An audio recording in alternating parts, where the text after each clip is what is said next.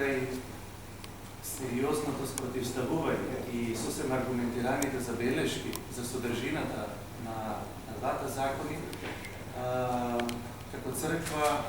имаме впечаток дека се инсистира да се продолжи постапката и законите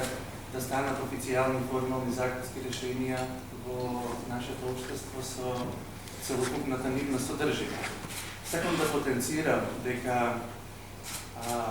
овој собир кој што го организира Македонската православна црква не е насочен против никого.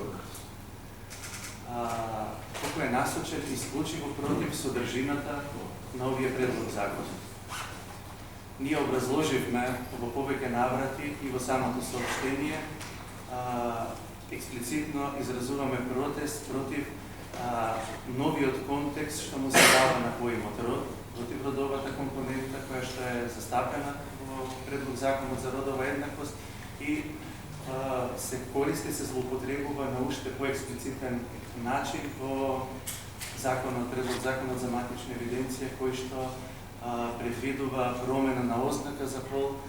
при едноставно при изјава која